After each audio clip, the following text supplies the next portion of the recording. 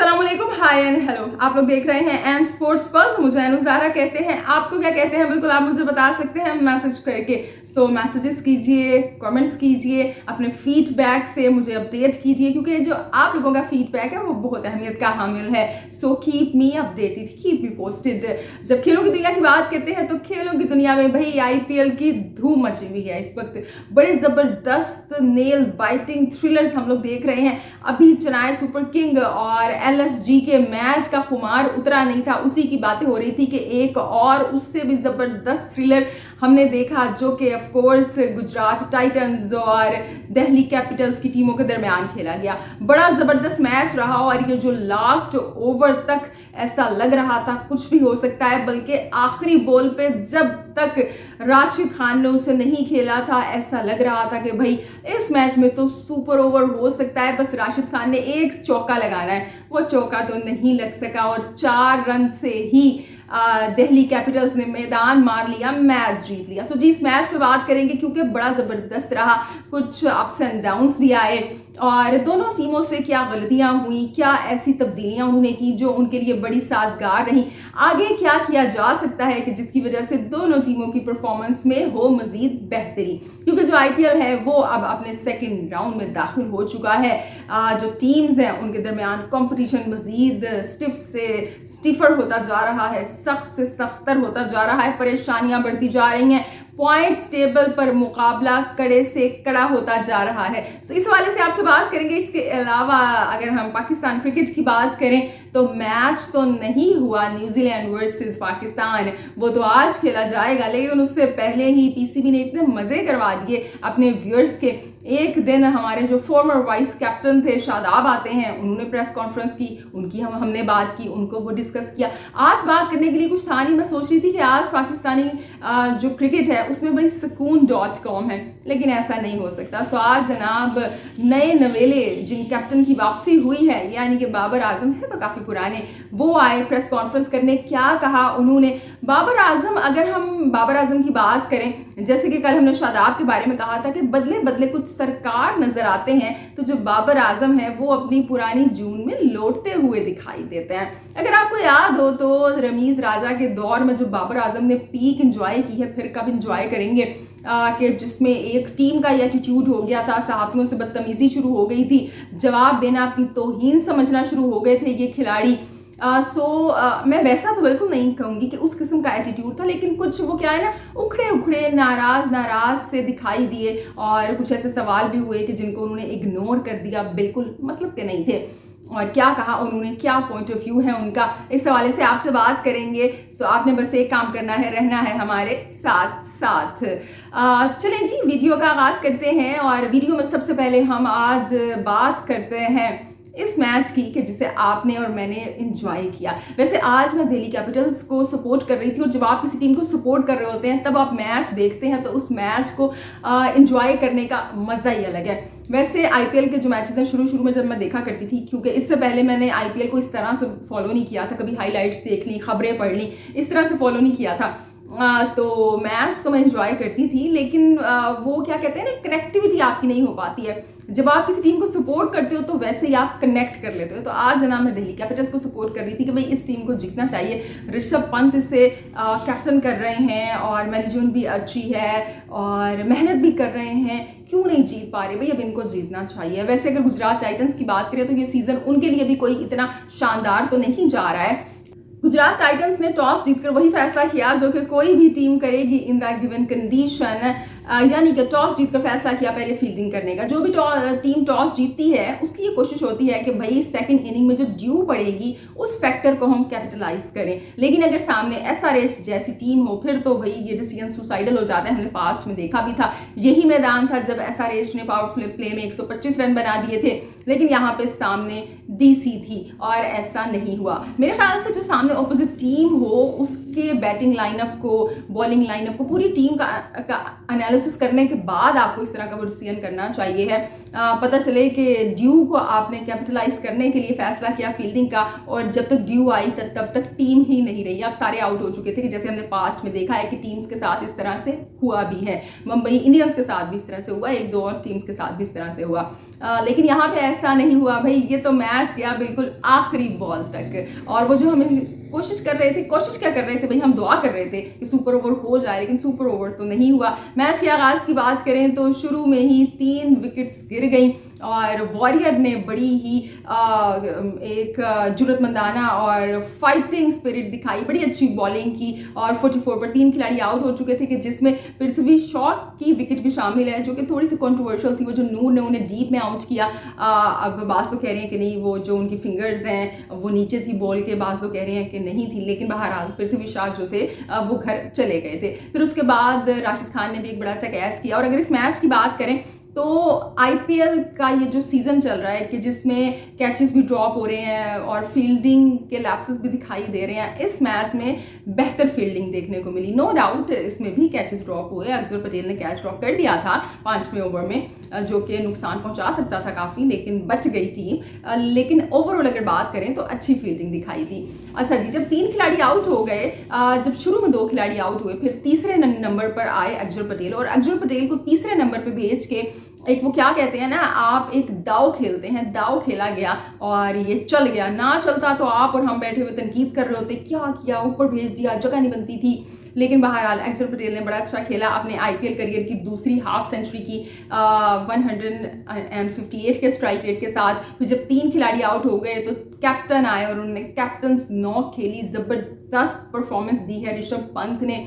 और ऐसा लग रहा है कि अपना यूएसए का और वेस्ट इंडीज़ का जो वीज़ा है उसे वो बिल्कुल कंफर्म करने के करीब हैं। बड़ी अच्छी उन्होंने बैटिंग की, ग्राउंड के छोटी ग्राउंड्स थी, बाउंड्रीज छोटी थी, और पिच भी कोई ऐसी मुश्किल नहीं थी, बड़ी आसानी से आप बैटिंग उस पर कर सकते थे।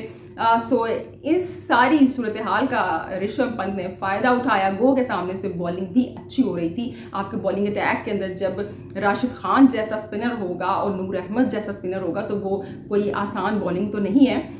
लेकिन बहरहाल अगर हम यहाँ पे अक्षर पटेल की बात करें या राशिद, या हम यहाँ पे बात करें टीम के कैप्टन ऋषभ पंत की, दोनों ने बड़ी अच्छी बैटिंग की है और टीम के स्कोर को बड़े अच्छे से आगे बढ़ाया, पार्टनरशिप बिल्ड की। और सबसे अच्छी बात जो अक्षर पटेल की है कि स्पिन को इतना अच्छा वो खेल रहे थे। पावर प्ले के बाद बल्लेबाजी करना कोई इतना आसान नहीं होता है, लेकिन दोनों ने बड़े अच्छे से आगे बढ़ाया स्कोर को। और ऋषभ पंत ने तो वही ग्राउंड के चारों जानिब स्ट्रोक्स लगाई, वो स्विप भी मार रहे थे, सीधी शॉट भी मार रहे थे, यहाँ भी मार रहे थे, वहाँ भी मार रहे थे, और हम इंजॉय कर रहे थे जहाँ जहाँ वो मार रहे थे। और उसके अंदर एक हेलीकॉप्टर शॉट लगाई और हमें उन्होंने धोनी की याद दिला दी। तो यहाँ तक बड़ा अच्छा जा रहा था, लेकिन जो मेरे ख्याल से मेन इम्पैक्ट क्रिएट किया है, ये जो मैच जीती है दिल्ली कैपिटल, इसके अंदर स्टम्प्स का बहुत ज़्यादा किरदार है कि जिन्होंने 7 गेंदों पे 26 रन बनाए। इस तरह की इनिंग हम चाहते हैं अपने पावर हिटर से, वो नहीं कि आसिफ अली की तरह 2 छक्के लगाए बाद में कैच आउट होकर चले गए, या इफ्तिखार अहमद की तरह वो बाउंसर आई और वो गए काम से, अपनी विकेट दे के चले गए। स्टम्प्स ने बड़ी अच्छी यहाँ पे बैटिंग की है। और अगर लास्ट ओवर को देखें तो लास्ट ओवर में 31 रन आए हैं, और यही लास्ट ओवर था कि जिसकी वजह से दिल्ली कैपिटल ये जीत इंजॉय कर रही है। क्योंकि जब हम दूसरी टीम को देखते हैं, गुजरात टाइटंस को देखते हैं, जब वो बल्लेबाजी कर रहे थे, शुभमन गिल की नो डाउट विकेट निकाल ली थी, लेकिन जो उनके बाद में साय सुदर्शन थे और जो उनके साथ वो दूसरे बल्लेबाज थे, विकेट कीपर बैटर, वो बड़ा अच्छा साथ दे रहे थे, बड़ा अच्छा उन्होंने ओपन किया था। अगर आप पावर प्ले को देख लें या ओवरऑल मैच की बात कर लें तो जो गुजरात टाइटंस थी वो दिल्ली कैपिटल से आगे थी। लेकिन भाई ये जो लास्ट ओवर के 31 रन थे, इन्होंने बड़ा यहाँ पे इम्पैक्ट क्रिएट किया। साय सुदर्शन ने, और जो उनके साथ थे मेरे ख्याल से विद्यमन साहा नाम उनका, विद्यमन साहा ने बड़ा अच्छा स्टार्ट दिया, मगर जो बाद में आने वाले बल्लेबाज हैं वो उस तरह से उस पार्टनरशिप का फ़ायदा नहीं उठा सके। चाहे आप उमर ज़ई को देख लें, शाहरुख खान को देख लें, टवटिया को देख लें। खासतौर पर अगर मैं उमर ज़ई की बात करूं, मुझे ऐसा लगता है कि गुजरात टाइटंस उनसे वही एक्सपेक्ट कर रही है, वो वही रोल प्ले करें जो कि हार्दिक पांड्या टीम के लिए किया करते थे, लेकिन वो उस तरह से नहीं कर पा रहे हैं, मुसलसल नाकाम हो रहे हैं। बहरहाल राशिद खान टीम को वहाँ पर ले आए थे जहाँ से जीता जा सकता था। लास्ट ओवर मेरे ख्याल से 19 रन चाहिए थे, बैक टू बैक 2 चौके लगते हैं, फिर एक नो बॉल, और मुझे ऐसे वो लगा कि वो जब राशिद खान ने ने नो बॉल का तकाजा किया कि ये तो भाई ये जो इससे पहले मैच हमने चलाया सुपर किंग का और LSG का देखा था उसका ही एक्शन रिप्ले हो रहा है, वहाँ पे भी नो बॉल चाहिए थी और फिर वो नो बॉल के ऊपर ही वो जनाब शॉट लगा के जीत गए थे। लेकिन यहाँ पे ऐसा नहीं हो सका, वो नो बॉल नहीं दी गई क्योंकि वो नो बॉल थी ही नहीं। फिर उसके बाद जब हमें वो लगा कि भाई अब बस एक चौका लगेगा और हम सुपर ओवर एंजॉय करेंगे, तो चौका नहीं लगा और 4 रन से दिल्ली कैपिटल्स ने ये मैच जीत लिया। ऋषभ पंत को उस वक्त तक भी यकीन नहीं आ रहा था क्योंकि वो काफ़ी ज़्यादा प्रेशर में आ गए थे। वो आखिर तक में वो बॉल मांग रहे थे, मुझे बॉल दो, फिर उन्होंने स्टंप्स पे बॉल लगाई कि ऐसा ना हो कुछ और कोई नया रूल आ जाए, कुछ ऐसा हो जाए, पता चले कि अभी भी कुछ मैच में बाकी है, ये रन ना ले लिया हो इन्होंने भाग के। पता नहीं क्या उस वक्त स्टेट ऑफ माइंड में थे ऋषभ पंत। लेकिन बहरहाल ये मैच तो दिल्ली कैपिटल्स ने जीत लिया। लेकिन दोनों टीमों को ज़रूरत है कि अपने कॉम्बिनेशंस पे अब ट्रस्ट करें। अब आप मजीद क्या काम करेंगे, अब आपको ट्रस्ट करने की ज़रूरत है। शुभमन गिल से कुछ सही फैसले नहीं हुए। वो जो 19वां ओवर, वो जैसे मैं कह रही हूँ कि ये जो लास्ट के जो 2 ओवर हैं ये काफ़ी इन्होंने अपना रोल प्ले किया कि जिसकी वजह से दिल्ली कैपिटल्स वो जीती है। और उसमें वो जो साये ने ओवर किया वो लास्ट में और उनको उसके अंदर मेरे ख्याल से 22 रन पड़ गए थे। सो इस तरह के कुछ फैसले हुए कि जो कि नहीं होने चाहिए थे। लेकिन बहरहाल हम उम्मीद करते हैं कि गलतियों से सीखेंगे। शुभमन गिल आज अपना IPL का 100th मैच यानी कि 100वां मैच खेल रहे थे और बड़ा ही अच्छा इंडिया का प्रोस्पेक्ट है। और बहरहाल जी ये जो मैच है ये तो दिल्ली कैपिटल्स ने जीत लिया। सो दिल्ली कैपिटल्स के फैंस को बहुत मुबारक हो, इंक्लूडिंग मी। तो अब उम्मीद करते हैं कि जो आज मैच होगा, जो आज थ्रिलर है बड़ा ज़बरदस्त, वो भी हम इंजॉय करेंगे और इसी तरह का नेल बाइटिंग मैच हमारा इंतज़ार कर रहा है, हम उसे देखेंगे। बहरहाल IPL से अब हम रुख करते हैं जनाब पाकिस्तान की क्रिकेट का। जब पाकिस्तान की बात करते हैं तो बाबर आजम ने प्रेस कॉन्फ्रेंस की और प्रेस कॉन्फ्रेंस में जैसे कि मैंने कहा कि वो पुराने वाले बाबर आजम की झलकियाँ उसमें दिखाई दी। थोड़े से वो कहीं ना कहीं रूड दिखाई दिए, क्वेश्चंस को इग्नोर किया। मैं ये नहीं कह रही उन्होंने बदतमीजी की है, लेकिन कुछ ना कुछ था भाई उस प्रेस कॉन्फ्रेंस के अंदर, गुस्सा झलक रहा था उनके अंदर। जो पहला क्वेश्चन था उनसे, वो मेरे ख्याल से उनके दोस्त ही थे, वो जो जर्नलिस्ट थे, वो जिस तरह का क्वेश्चन उन्होंने किया कि जो इधर उधर की बातें हो रही हैं उससे आप प्रेशराइज तो नहीं होते हैं, परफॉर्मेंस तो ख़राब नहीं होती है, इस किस्म का कोई क्वेश्चन था। और बाबर आजम ने फिर उसका फ़ायदा उठाया और कहा कि भाई ये सारी बातें आप ही लोग तो करते हैं और ये बातें आप लोगों को नहीं करनी चाहिए। मज़ीद जब उनसे ये कहा गया कि भाई ये जो प्लानिंग है आपने की है, कोई प्लानिंग हम देखेंगे कि तब्दीली होगी, तो उन्होंने कहा कि भाई मैं तो अपनी प्लानिंग चेंज नहीं करूँगा, जो मैंने सोचा हुआ है वही करूँगा। मैं मफहूम आपको बता रही हूँ कि प्लानिंग वो चेंज नहीं करना चाह रहे हैं, जाके आप प्रेस कॉन्फ्रेंस देख लें, कुछ मुख्तलिफ इससे आपको नहीं मिलेगा। यानी कि बाबर आजम मूड में नहीं है प्लानिंग चेंज करने के। सो सारे पाकिस्तान के भाई जो व्यूअर्स हैं वो तैयार हो जाएं, फिर से बेइज्जतियों का वो जो सिलसिला है, दिल टूटने का सिलसिला और बिल्कुल करीब आके जीत जाने के फिर हार जाने का सिलसिला फिर से शुरू होने वाला है। और हार के बाद इस चीज़ के लिए तैयार रहिएगा कि अपनी गलती एक्सेप्ट नहीं की जाएगी, वो या तो कुदरत के निज़ाम पे डाल दी जाएगी या बॉलर्स पे डाल दी जाएगी या फिर बुरे दिन पे डाल दी जाएगी। क्योंकि अगर अपनी गलती को एक्सेप्ट कर लेंगे तो फिर तो वो रेक्टिफाई हो जाएगी, फिर तो मसला हल हो जाएगा। अगर अपनी गलती को एक्सेप्ट कर ही लिया होता तो इस कंडीशन में हम पहुंचे ही ना होते कि न्यूजीलैंड की C टीम आकर हमें इस तरह से हरा के चली जाती। अब बाज़ लोग कह रहे हैं कि भाई हम 10 रन शॉर्ट थे, बाज़ लोग कह रहे हैं 20 रन शॉर्ट थे। जिस तरह से न्यूजीलैंड की टीम खेल रही थी, चैपमैन खेल रहे थे, आपको ऐसा क्या लगता है कि 10 या 12 रन आप शॉर्ट होते वो ना बनाते? मेरे ख्याल से वो तो कह रहे होंगे कि अच्छा होता मेरी सेंचुरी हो जाती। इस किस्म की परफॉर्मेंस हमने दी है।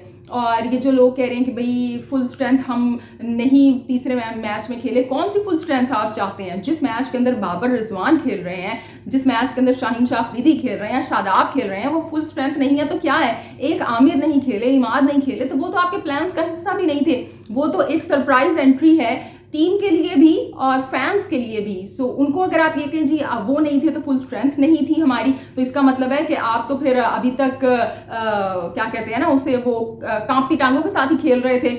आप उस वक्त तक मजबूत ही नहीं थे। इसका मतलब है कि जब तक आमिर और इमाद नहीं आ गए, सो उनको तो दिमाग से निकाल दें। वो आपके पास एक एक्स फैक्टर आया है और वो परफॉर्म करेंगे तो बड़ी अच्छी बात है, लेकिन आपने क्या परफॉर्म करना है, बात ये है, क्वेश्चन ये है। फिटनेस का क्वेश्चन हुआ उनसे कि जब आप कैप्टन थे तो फिटनेस पे आपने इतनी तवज्जो नहीं दी और अब क्या आप कर रहे हैं फिटनेस के लिए। काकोल कैंप का उनसे क्वेश्चन हुआ कि उसकी वजह से तो नहीं फिटनेस में कोई प्रॉब्लम आ गई है। अब फिर उनसे एक और क्वेश्चन हुआ भाई कि ये जो रन रेट के स्लो होने की बातें कर रहे हैं, इस पर आप क्या कहते हैं? सो जो रन रेट वाला क्वेश्चन था उसको तो उन्होंने बिल्कुल इग्नोर कर दिया कि जैसे हुआ ही नहीं है, और मूड उनका कुछ इस तरह का था कि वो जो जर्नलिस्ट था उसने दोबारा पूछा भी नहीं कि भाई अपनी इज्जत इंसान के अपने ही हाथ में होती है। वरना मैं देख रही थी अजहर महमूद ने जब प्रेस कॉन्फ्रेंस की थी या जब शादाब ने की थी तो वो बड़े लाइट मूड में हुई थी। इवन अगर कोई किसी क्वेश्चन का जवाब देना अजहर महमूद भूल भी गए थे तो वो जर्नलिस्ट ने दोबारा कर लिया था, बाकी जर्नलिस्ट ने उनको याद दिला दिया था। लेकिन यहाँ पे भाई बाबर आजम किंग बैठे हुए थे, उनसे तो इस तरह की बदतमीजी नहीं हो सकती थी ना, वो नाराज हो जाते, फिर आप लोगों ने क्या कर लेना था, डांट देते आपको पहले की तरह। और जो फिटनेस का उनसे क्वेश्चन हुआ था उसका जवाब उन्होंने बड़ा ही ज़बरदस्त दिया है। उनसे क्वेश्चन हुआ कि भाई ये जो फिटनेस का लेके आपको बड़ा क्रिटिसाइज किया जाता रहा है कि जब आप पहले कैप्टन थे तो उस तरह की फिटनेस मेंटेन नहीं रखी टीम ने, तो उनका कहना था कि भाई आपको पता है स्केड्यूल आप लोगों के सामने था, हम कितने बिजी थे, हमारे पास तो इतना टाइम नहीं था कि हम लोग अपनी फैमिली से मिल लेते, हम लोग तो इतने बिजी थे, तो ऐसे के अंदर फिटनेस को मेंटेन रखना तो हमारे लिए बहुत बड़ा चैलेंज था। लेकिन फिर भी उनका मज़ीद कहना है फिर भी ये कोई एक्सक्यूज़ नहीं है, कोशिश हम लोगों ने पूरी की है कि उस बिजी स्केड्यूल में भी फिटनेस को मेंटेन रखें। अब उनसे कोई ये पूछे कि बॉबी भैया, बाबर भैया, आपको किसी ने कहा है कि आप नेपाल के सामने भी खेलें, आप अफगानिस्तान के खिलाफ जब मैच हो तब भी उतर जाएं, जब जिम्बाब्वे से खेल रहे हैं तब भी आपने खेलना है, न्यूजीलैंड की सी टीम आई हुई है तब भी आप ये सोच के खेल रहे हैं कि मैं अपनी सेंचुरीज लगा लूं।